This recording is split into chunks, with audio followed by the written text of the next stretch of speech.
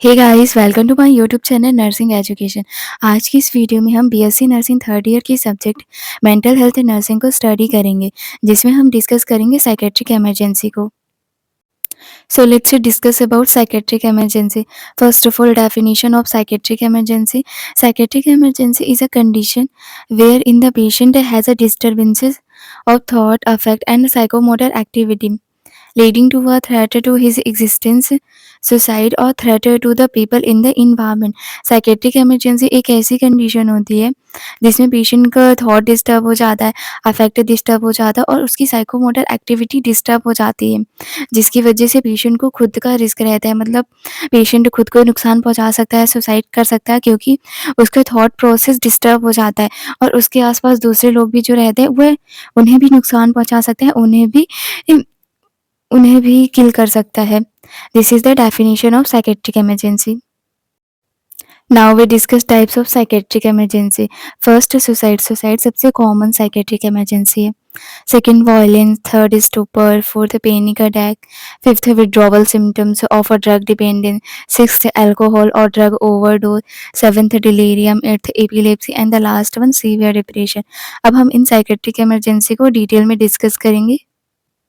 Suicide, one of the commonest psychiatric emergency. Suicide सबसे common psychiatric emergency देखने को मिलती है। Commonest cause of death among psychiatric patient. Suicide सबसे common cause होता है साइकेट्रिक पेशेंट में डेथ का। मीन्स साइकेट्रिक पेशेंट सबसे ज़्यादा सुसाइड से डेथ करते हैं, सुसाइड के थ्रू अपने आप को ख़त्म करते हैं। Definition, suicide is defined as the intentional taking of one's life in controlled non endorsed manner. Suicide इसमें पेशेंट जानबूझ के अपनी लाइफ को ख़त्म करता है, खुद को ख़त्म करता है। नॉन इंडोर्स्ड मैनर मतलब कि हमारा जो कल्चर होता है वो इसकी परमिशन नहीं देता। बिना हमारे कल्चर की परमिशन के पर्सन जो रहता है अपनी लाइफ को ख़त्म करता है। Aetiology of suicide. First, psychiatric disorder. Psychiatric disorder जिन पेशेंट को होता है वो सुसाइड कर सकते हैं, जैसे डिप्रेशन। जिन पेशेंट को सीवियर डिप्रेशन रहता है वो सुसाइड कर सकते हैं। सिजोफ्रेनिया वाला पेशेंट सुसाइड कर सकता है। ड्रग और अल्कोहल अब्यूज़, जो पेशेंट ड्रग अब्यूज़ करते हैं, अल्कोहल का अब्यूज़ करते हैं, वो सुसाइड कर सकते हैं। डिमेंशिया वाले पेशेंट सुसाइड कर सकते हैं। जिन पेशेंट को डिलीरियम रहता है वो भी सुसाइड कर सकते हैं। पर्सनालिटी डिसऑर्डर्स, जिन पेशेंट को पर्सनालिटी डिसऑर्डर्स रहता है वो भी सुसाइड कर सकते हैं। Second, physical disorder. क्रोनिक और incurable physical disorders like cancer, AIDS. जिन पेशेंट को क्रोनिक और ऐसी डिजीज होती है जिसे ठीक नहीं किया जा सकता, जैसे कि कैंसर, एड्स, वो भी सुसाइड कर सकते हैं। These are aetiology of suicide. Psychological factor.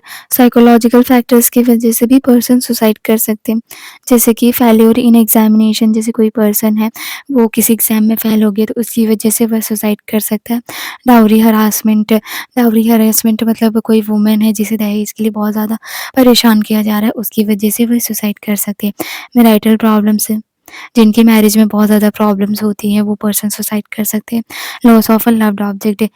अगर किसी पर्सन की कोई लव्ड ऑब्जेक्ट है, जैसे कि कोई बहुत ही ज़्यादा लव्ड चीज़ जिसे वो बहुत ज़्यादा प्यार करता है, अगर उसका लॉस हो जाए तो उसकी वजह से वो पर्सन सुसाइड कर सकता है।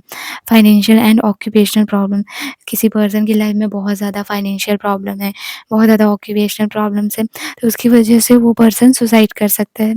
This is all about aetiology of suicide. अब हम रिस्क फैक्टर्स देखेंगे सुसाइड के।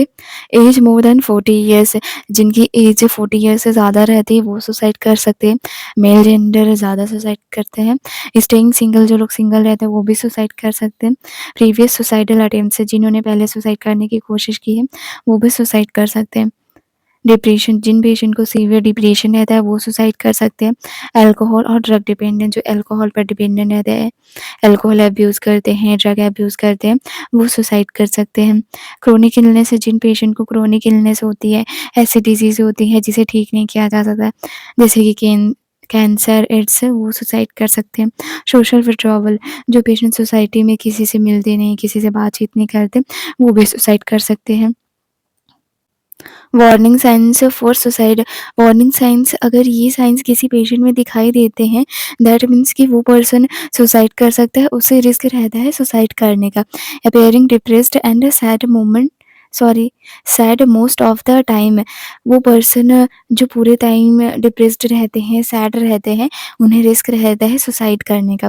फीलिंग होपलेस, एक्सप्रेशन होपलेसनेस, और ऐसे पेशेंट होपलेसनेस दिखाते हैं, होपलेसनेस फील करते हैं और होपलेसनेस एक्सप्रेस भी करते हैं।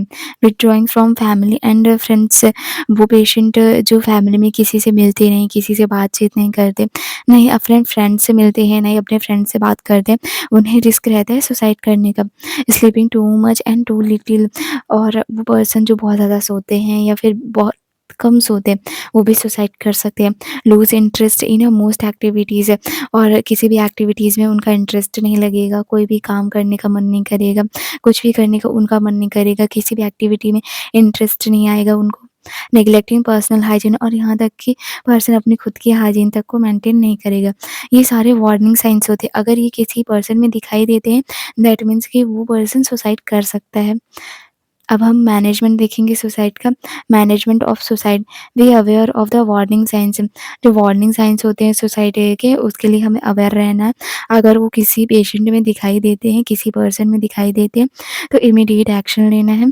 Monitor the patient safety needs, और मॉनिटर करते रहना है कि पेशेंट सेफ है, वो सुसाइड ना करे, इसके लिए पेशेंट को मॉनिटर करते रहना है। टेक ऑल सुसाइडल थ्रेट्स और अटेम्प्ट से सीरियसली। जिन पेशेंट को रिस्क रहता है सुसाइड करने का, जैसे कि डिप्रेशन वाले पेशेंट और जिन पेशेंट ने पहले सुसाइड की है, उन्हें सीरियसली लेना है, उनको मॉनिटर करते रहना है। Search for toxic agents such as drugs, alcohol, और ढूंढना है कि पेशेंट के पास कोई ऐसी ड्रग्स तो नहीं है, अल्कोहल वगैरह तो नहीं है, ड्रग्स तो नहीं है जिससे कि वो सुसाइड कर सके। Do not leave the drug tray with in rich of the patient, और ड्रग का ट्रे ऐसी जगह पर नहीं रखना है जो पेशेंट को मिल जाए, ऐसी जगह पर रखना है जहाँ तक पेशेंट ना पहुँच सके। Make sure that daily medication is swallowed, और ये चीज़ें इंश्योर करनी है कि जब भी हम पेशेंट को मेडिसिन दे रहे हैं, वो तुरंत उसको स्वैलो कर रहा हो। Remove sharp instruments from the environment, और जहाँ पर पेशेंट है वहाँ पर कोई भी शार्प चीज़ें ना हो, इसका ध्यान रखना है। Remove straps and clothing such as belts, और जहाँ पर पेशेंट हो वहाँ पर ध्यान देना कि बेल्ट्स, कपड़े, स्ट्रैप्स मतलब पट्टियाँ वगैरह कुछ भी नहीं होनी चाहिए। Patient should never be left alone, और पेशेंट को अकेले नहीं छोड़ना, क्योंकि उन्हें रिस्क रहता है सुसाइड करने का। Spend time with patient, allow ventilation of emotion, patient के साथ टाइम बिताना है, उससे बातचीत करनी है, ताकि वो उसके इमोशन जो रहे रिलेटेड टू सुसाइड, वो वेंटिलेट हो सके, वो अपनी फीलिंग्स को शेयर कर सके। This is the management of suicide. Now we discuss violence. अब हम दूसरी साइकेट्रिक इमरजेंसी को डिस्कस करेंगे, जो कि वायलेंस है। वायलेंस का मतलब होता है physical aggression by one person on another. जब एक पर्सन दूसरे पर्सन पर फिजिकल एग्रेशन करता है, मतलब कि उसको मारता है, तो उससे वायलेंस कहते हैं। ईटियोलॉजी, डिलीरियम, डिलीरियम वाले पेशेंट वायलेंस कर सकते हैं, डिमेंशिया वाले पेशेंट कर सकते हैं, जिन पेशेंट को सिजोफ्रेनिया रहता है वो भी वायलेंस कर सकते हैं, मेनिया वाले पेशेंट वायलेंस कर सकते हैं, और जिन पेशेंट को पर्सनालिटी डिसऑर्डर रहता है वो भी वायलेंस कर सकते हैं। मैनेजमेंट, अब हम वायलेंस के मैनेजमेंट को डिस्कस करेंगे। Untie the patient if tied up, अगर पेशेंट को बांध के रखा है तो उसको बांध के नहीं रखना है, खोलना है। Talk to the softly, sorry, talk to the patient softly, और पेशेंट से बहुत सॉफ्टली बात करनी है, बहुत आराम से बात करनी है, क्योंकि पेशेंट वायलेंस कर सकता है। Sedation, diazepam 5 to 10 mg slow IV intravenously, haloperidol 2 to 10 mg IM intramuscularly, IV intravenously. और अगर पेशेंट बहुत ज़्यादा वायलेंस कर रहा है, किसी की बात नहीं सुन रहा है, तो उस कंडीशन में पेशेंट को सेडेट कर सकते हैं। सेडेशन के लिए पेशेंट को डाइज़ेपाम दे सकते हैं। Diazepam 5 to 10 mg slow IV intravenously patient को देंगे, और हैलोपेरिडोल भी दे सकते हैं। ये पेशेंट को 2 to 10 mg आईएम दे सकते हैं इंट्रामस्कुलरली, और आईवी इंट्रावेनसली पेशेंट को दे सकते हैं। Collect history and explore the cause, और पेशेंट की हिस्ट्री लेंगे और आइडेंटिफाई करेंगे कि किस रीज़न की वजह से पेशेंट वायलेंस कर रहा है। Carry out complete physical examination, और पेशेंट का कंप्लीट फिजिकल एग्जामिनेशन करेंगे।